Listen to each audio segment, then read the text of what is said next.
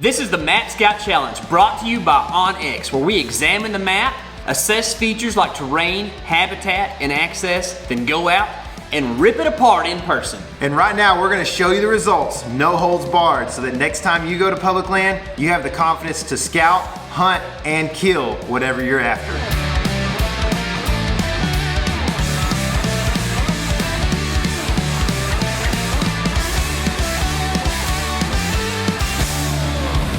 Seriously just happened. That's amazing. Trying to cross Otter Creek. I'm coming. So I might need to go get another snack. One of the major roads is right there. Stuff. Are you able to see oak trees on that aerial? Not really. The one thing I'm kind of going off of is last night I looked at the Oklahoma forested lands map, like the GIS does this thing where they, like whatever habitat types there are, and this is all listed as mixed oak and pine. So I'm assuming that pines are going to be on the ridges and oaks will be in the bottoms. So, and there might be some oaks up on top, on the very top, but I'm pretty sure that up here it's going to be all pine on anything that's got grade to it. So that's kind of where the soil. Yeah, exactly. So, and who knows? I mean, it might be really cool to go up there and hunt way up on top too. You know, maybe the deer go up there. I don't know. We're gonna have to figure some of that stuff out. But Egypt Creek will keep us busy for a while, I think. Do I need a snack too? Dude.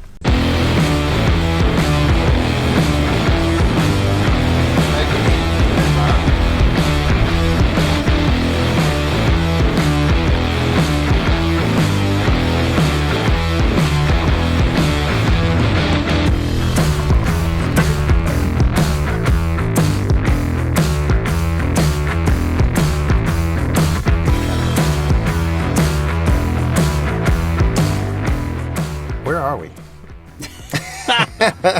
We're in Ouchita National Forest. Okay. We are here in Ouchita National Forest today. It's vast, it's remote. It took a lot of careful driving to get up in here. But the reason we came up here is because we're in pretty rocky terrain here. There's some low-slung mountains around and that kind of thing. And everything back home and everything as far as the dots that we've that have been sent to us are in just low country, and there's just been tons of rain. So we came up here where we thought we could use a four-wheel drive to get in on the rocks and stuff like that, and where we wouldn't be flooded out like most of the WMAs back home are. So anyway, we're up here today. There's been a lot of big deer killed in this country, but I don't think there's a ton of big deer here or a ton of deer. It's just remote, and they get to live a long time in here. So we're in a river kind of valley right in here, and we're gonna eat lunch, or Casey's gonna eat lunch, and then we're gonna roll and see what we can find. Hopefully there's some sign, because it doesn't look that great, honestly, but we'll see. What state are you in? Oh, we're in Oklahoma, not Arkansas or Missouri like you might think of. Yeah, we're in Oklahoma, southeast Oklahoma. Yeah, either north and south, right? Alright, so we're way back here, down 2 tracks, and we're on Egypt Creek. And the reason I looked at this spot and thought it was pretty good was that it's like one of the few places that you have some decently flat stuff that's lower and not high up on the hills that are going to be pines and stuff. So if you look outside, there's hickory and oak and cedar and all kinds of stuff out there. So if nothing else, I kind of think that there's going to be some, winter browse to be had down in this more varied habitat as far as, trees and shrubs and bushes go. I mean, there's greenbrier right here. We saw some black bear earlier. So if you're talking about a place like this where there's no deer feeders, no ag in sight, like deer are going to have to be doing natural deer stuff, and they're out here just living. So you got to find the stuff that they're going to be able to eat during the winter. That's our assumption. That's what they're going to be eating on. We're going to get out here, cover some of this ground, probably also hit some of these saddles kind of between the ridges and stuff, and maybe take a little bit of what we learned from Iowa and apply it here just to see if that's how the deer use the country too. But just try to get out here, and it's kind of virgin country, right? Like we haven't ever been up here, so just see what we can find and go from there. If all else fails, go to creeks, because deer live on creeks everywhere in the United States. This is a traditional hickory nut rookery. That's where the natives did it, right here. Look at that. A little piece for you. Those are your two options. It's pretty good though. I'd hate to have to make a sundae out of one of these.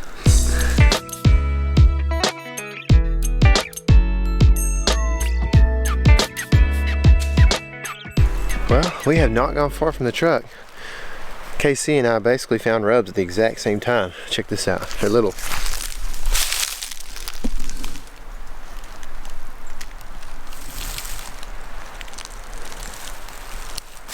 There's another rub right here too.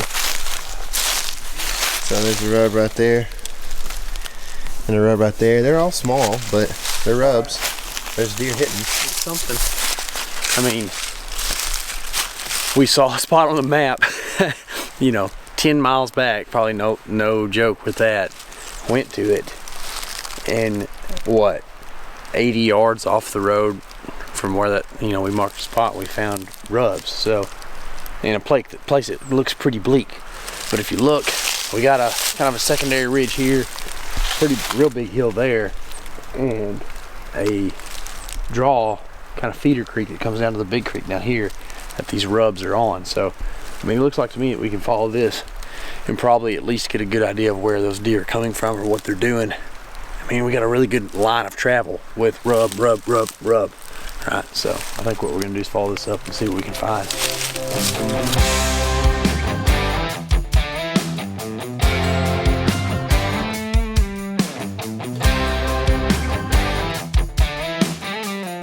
That's a big white oak right there. Start. The big tree in the middle. Right on the side of this, the beginning of this ridge, next to the trail here where KC's kind of walking. You start leaving, I mean, you can start putting some pieces together. You got black oak leaf, you got white oak leaves, and you got rubs, little wispy rubs. I mean, it really seems like this is a late October little funnel through here where they're probably gonna be feeding on acorns, rubbing around and seeing what's going on with the does down here in the bottom. So, I mean, who knows? But you just gotta, I feel like you gotta tell some kind of a story, otherwise you're just walking around in the woods, you know? Like you gotta tell yourself something's going on. So that's where I'm at right now. Don't even know my name.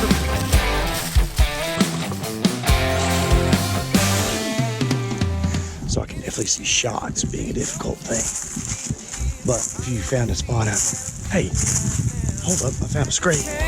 Talk to girls like other dudes. Where she comes, I better do something now. How can I know if words will come out? All I can say as I open my mouth is, I don't know why. KC found this scrape here. Obvious licking branch. I mean, it's been used a bunch. Yeah, it's good size, man. I don't know why, but when you come around, I can't talk to you, so you pass me by. So we're still just, you know, piecing this together, and it looks promising with this scrape. We followed the rub line up to the scrape, found that. Tyler was up there walking the ridge. I brought him down. We got a little secondary ridge right here, something the deer can definitely use and go up and down. But there's this old road bed straight through here that kind of pretty much just following right now. But it kind of goes between this secondary ridge and then a big giant ridge up here that's so tall that and steep that I don't think deer are going to travel. They're not going to travel that at least every day, right? So we definitely have a funnel going here right now. We just need to figure out where they're staying, where they're bedding, and where you can kill them from. Need to be.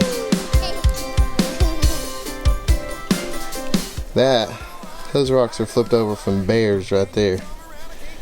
Seen a couple of them down this little old logging road.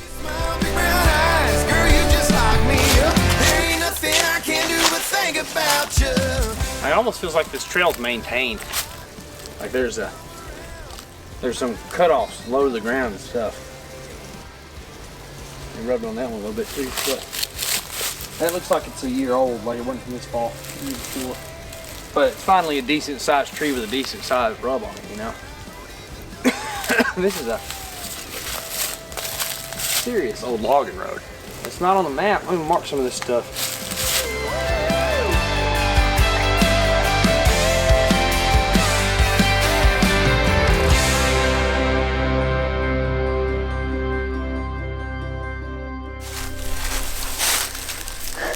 Yeah, there's a secondary trail that comes right up that hill right there and hits our primary logging road or whatever we're walking on. We just found a small rub over there, and then there's that one.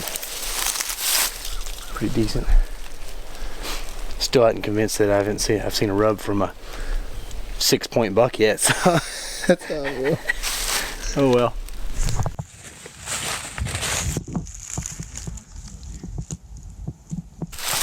Bet you that's the guy who sawed those things off.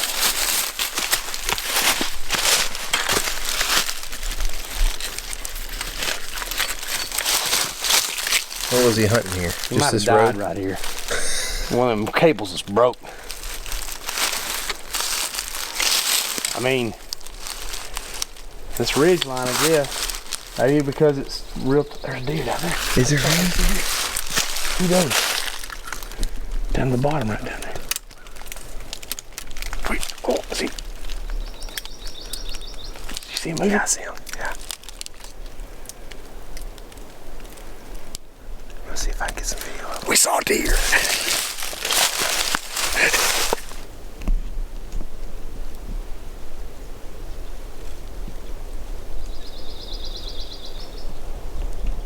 Those does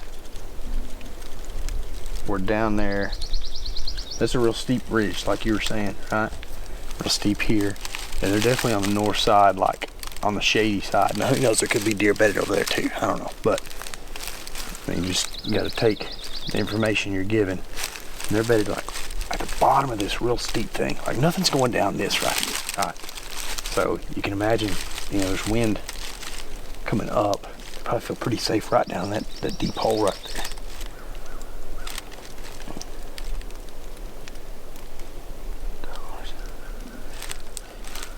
And you know it's a good spot because there's a tree stand. That's right, man. I was just gonna say. I like this stand too. I wish it still worked.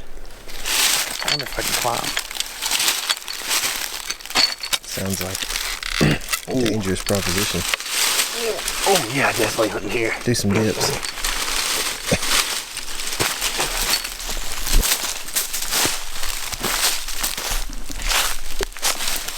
By itself probably is a buck.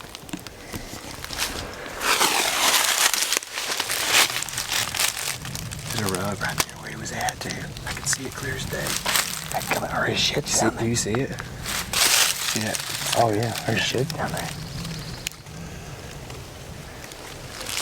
Okay. So pattern. The heads of the draws, right? Yeah. Okay, what just happened is we came up to a spot that was just like the spot that we found that stand and saw those does that while ago. And I was like, let's go try it and see if there's deer at this one too. And sure enough, pop up and looking around like, oh man, there's not. And then Tyler and I converse about the fact that there's not one. And there's one at like 120 yards by itself, probably a buck. If there's a good rub down here we can see.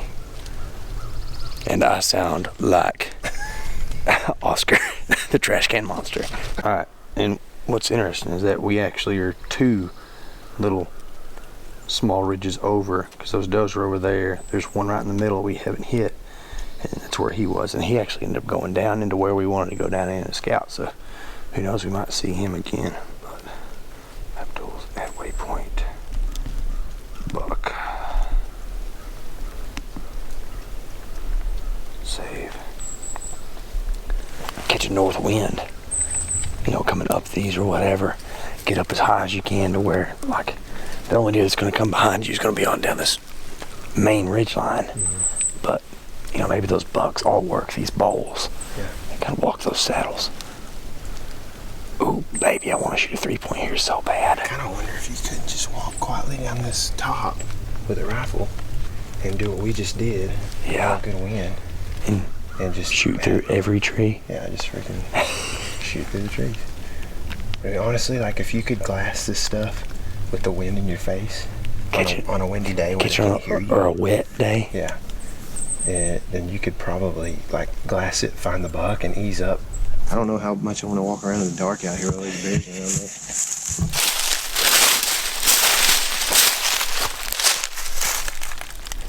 Oh my God. This saddle I'm talking about.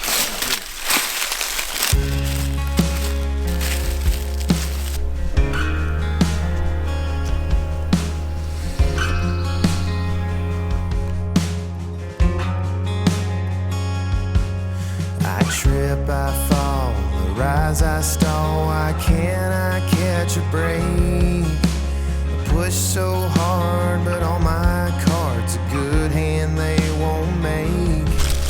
It ain't muffling a whole lot. Scrape City, Texas, as Tyler says. Right here. Scrape City, Oklahoma. Right here at the saddle, dude. This is a spot.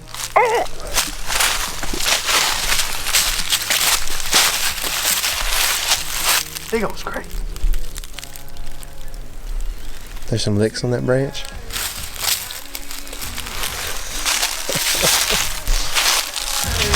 Hold on to me and keep me in the light. And when the shadows get long and the whippoorwill song is There's a track there.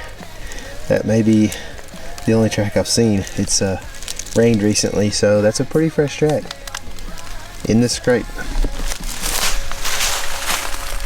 Okay, so you gotta have a theory. My theory would be as follows. Big hump here, and there's a little bit of a draw.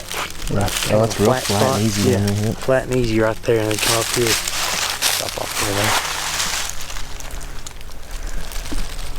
there. Gotta have a theory, otherwise you're just walking around the woods, right? That's right. Nature hiking.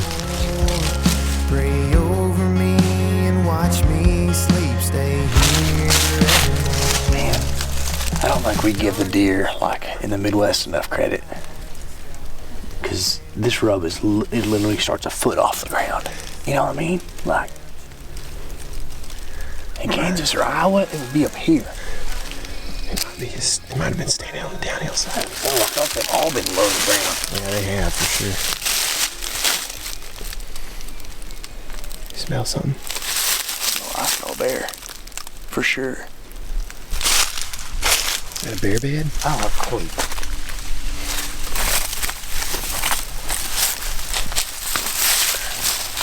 It's a squatch bed. A squash nest?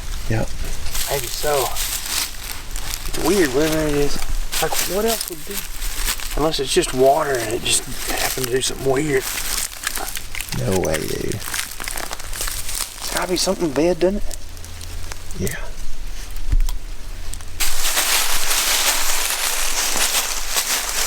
Bear. It is a bear. Or a pig. It's a bear. You think? I'm almost 100% sure I saw big it. and black. He had big front legs. I don't know. I got a good look right through here. I'm almost 100% sure. Kicked and breaking things. That was a big critter, whatever it was, like a 300-pound animal. It was either a giant boar or a giant boar. So, either way, we just saw a giant boar run down the side of that hill. And there was no footage of it, like there never is, because, I mean, really, guys, what are we going to show you? But that was cool. I don't know. You probably could hear him in the footage. Yeah.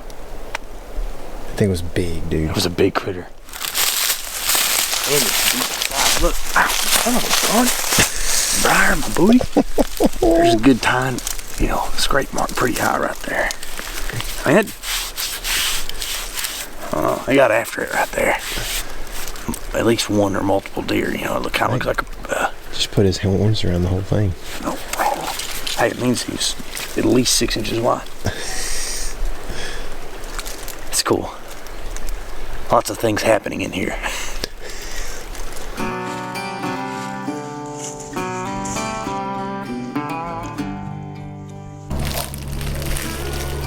Little rock lizard. That's the Oklahoma rock lizard. Thing? Shade cool. Shit, cool.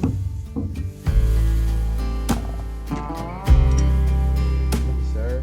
Oh, watch yourself. Woo! Lovely.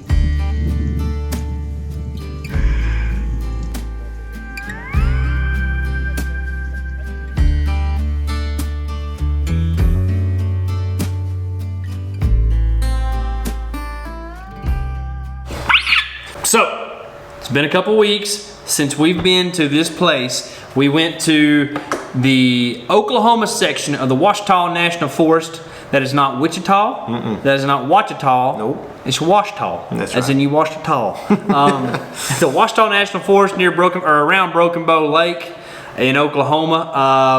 I did not have high expectations whenever we headed up there, to tell you the truth.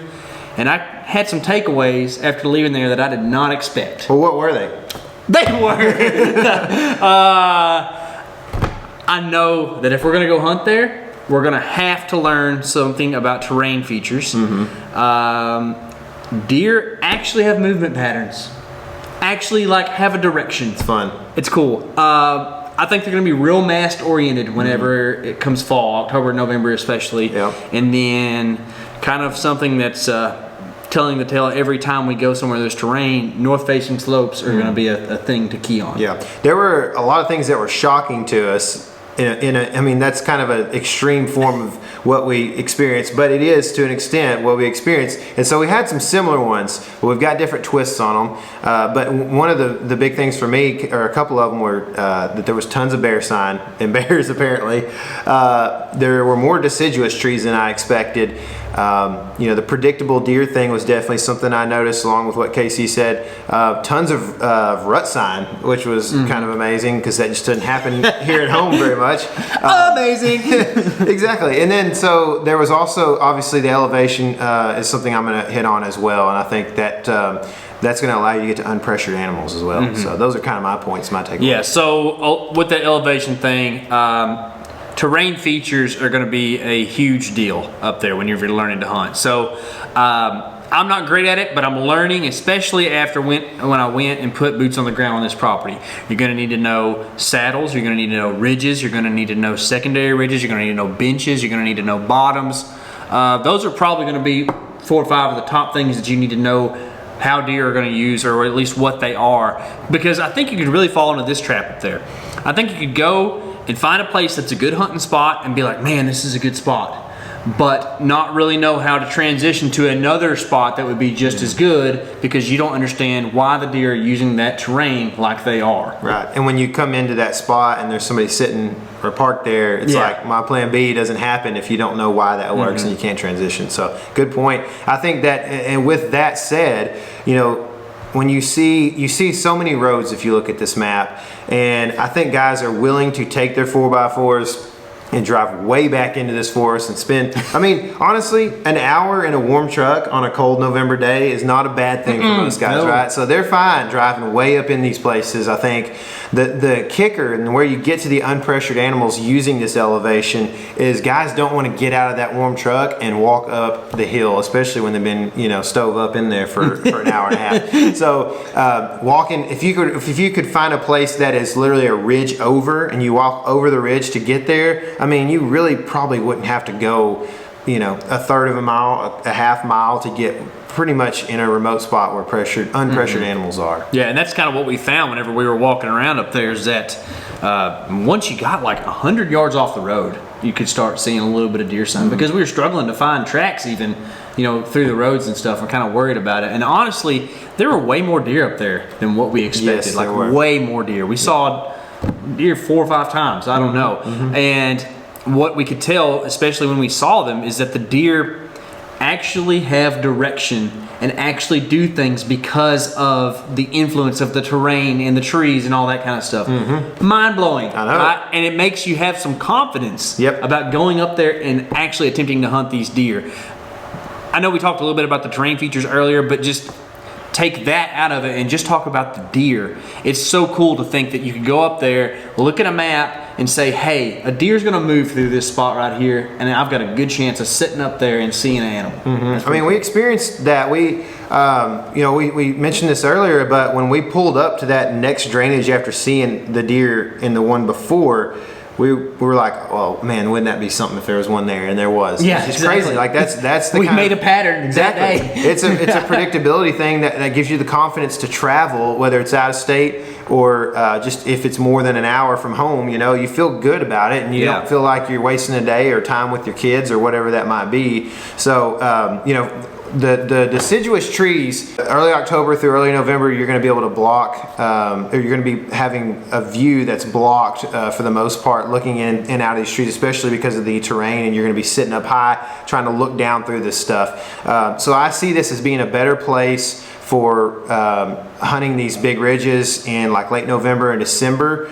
If you're wanting to glass and see deer movements and that kind of thing and make assumptions based off of patterns. But if you get to the point where you can read a map, then deciduous trees have a better opportunity. That's right, because I feel like you go up there in mid to late October or early November and locate some type of mass that's falling, particularly some white oaks, that's on one side or the other from on a saddle, set up in that saddle, and really have a true like bed to feed or just feed pattern in general.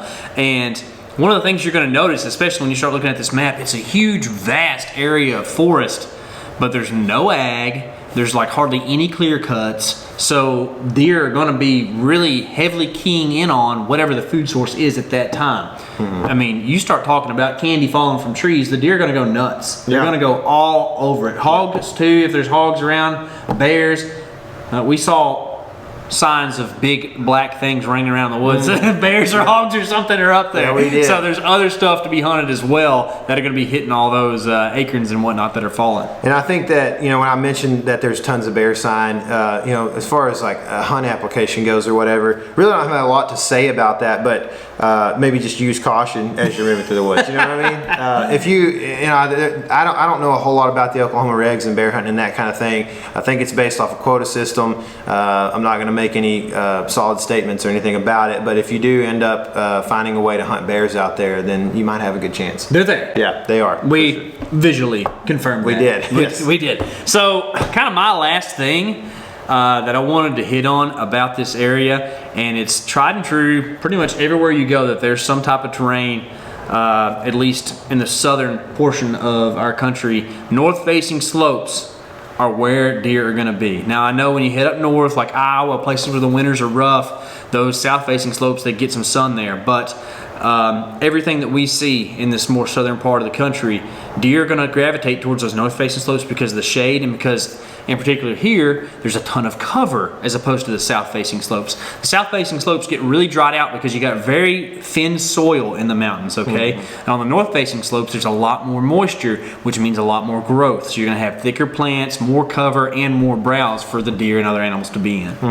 And what we saw a ton of rut sign in that thicker cover a lot of times in some of the bottoms where the deciduous trees are. And I didn't explain what a deciduous tree is for some of those that may not know, and this may be basic to some people, but it's any tree that the leaves fall typically. So you've got evergreens, which are in this country pine trees for the most part, and you're gonna have a ton of them in this area. So that's why we were surprised to see as many of the deciduous trees as we have. But my point is, the rut sign was all throughout there on those trees and such.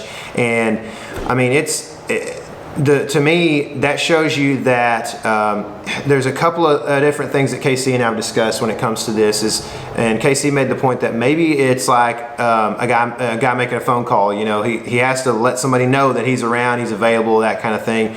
But with as many deer as we saw, I think that it's more this option where there are just a lot of bucks there. And so that's exciting, not to mention there's no antler regs. So for guys who aren't necessarily QDMA oriented type guys, you have an opportunity to shoot stuff and go home with some meat if that's what you want to do. So. Yeah, freezer oriented guys, that's right. You can definitely go up there and feel like you can kill a deer. Yeah. I guess pretty liberal seasons, you can kill bucks and does. Can you shoot a gun? Yeah, you can shoot a gun for a couple weeks on the same tag as you have your bow tag. So opportunity state and area for sure. Absolutely. So with all that being said, let's actually hop into the map and use what we learned in that little small loop that we made and maybe find a couple of other places that we think would also hold deer just by looking at the map.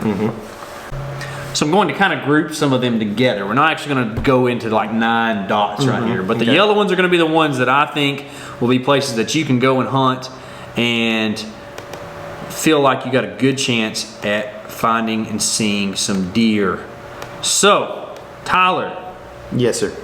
Do you want to start or you want me to? I'll start, man. All right, I got a hit it spot up. here that's not far from the truck where we parked. Cool. And this is kind of the last one that I put together. And I haven't spent as much time map scouting this as KC has. So, you know, this is something that was I was trying to put together here prior to this, and I hope they're good spots. But I think that this is. So, I like it. if you come in here, you can see a saddle right here on top of this. And I think that if you look at the direction of travel that deer would have, would be a kind of a north and south travel route, which goes across kind of the tips of these creeks off the edge of the lake, which I think is a good opportunity for deer to just, you know, skirt the edge of the creeks, right? It just all lines up to where that just looks like a travel route right there, right? And there's a couple of these different little drainages and such that would probably be similar to where we've seen the deer bedded on the bowls, you know, on the edge of these, on north and south side as well. And so if you look at it, we'll zoom in here. There's a bunch of deciduous trees in the bottom of this creek right here. So, you know, but it's not like overwhelming, like a big flat of deciduous trees. So there's a possibility that there's oak trees. Like if you look at this little belt that runs up in here right up to the saddle, there's several probably oak and hickory trees right in here. And I think this is a good place that you could target deer that are feeding at night in the acorns, basically. Yeah, that's a good looking spot. So since you mentioned saddles, I think that I'm going to show a couple saddles here and just maybe break down 1 or 2 of them. So this is a saddle up here on a big main ridge line. Oddly enough, I don't have a ton of confidence in this place because a deer has to go very high to still cross this saddle. So I don't know if they're going to be using it that much.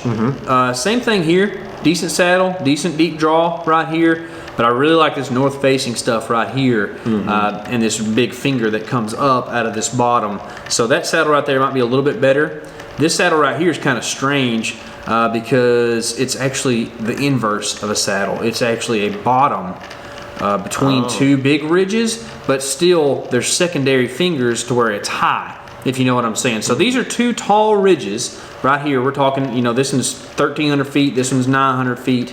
They go down to about 800 feet right here, and it's like, it is a saddle, but there's lower land around it still. It just sets up differently. I really like this one, actually. I feel like deer are gonna be going up this gut and up this gut into this spot here. And then my favorite saddle that I found on here is actually further down. Let's see here. It's this one. All right, this is my favorite saddle that I've found. Okay, and it's kind of small actually, but I really like it because there's so much terrain in here. Okay, so you got a big, this is a big separating ridge right here, and you've got these little bowls right here, kind of like what we were seeing deer in where we scouted. All right, and you have a big hump right here, a good sized little ditch right here, and then these are deep. These are deep ditches. Okay, and then there's a little human-made logging trail or something right there. And I think where that intersects with the saddle, I can guarantee you there will be a scrape on the edge of that logging trail right there. Well, we saw a lot of that very similar situation, you know, on this trip. We documented it, and I think another thing you can bet on is that if there's a human-made old logging road there, that's one of the easiest ways to get to that spot. Yeah, I don't know where it ends, and that would take, you know, a little bit of map scouting and walking around and figuring that out. But yeah, I think you definitely, there's some type of access to be had from there. You know, though, that a deer is going to take the easy route. I see what you're saying. What I mean? Yeah, deer's going to run. Well, this thing runs, you can kind of see it. It runs the whole ridge line right here. And deer are going to run that ridge line, and then they're also going to dive off in these saddles right here. And I think that this kind of sets you up. Anywhere that you can add more than one feature to your advantage, I think is going to be a big thing in this mountain country. That's a really good point, man. I think that's kind of a through and through point, I think, for deer hunting in general, is if you can add more than one advantage to the map, then you're looking at a good opportunity to hunt or to kill a deer. So My next point right here, this is just something I've had on here for a long time now. This is on the north end of this property. There's a huge, Buffalo Creek is a huge creek system that comes off kind of basically the Mountain Fork here, which is the tip of the lake, basically. And I think that in general, it's going to force a lot of deer around the top of this horn right here that are moving through the area. This is just a very general point that has a couple of different areas that I've noticed things happening.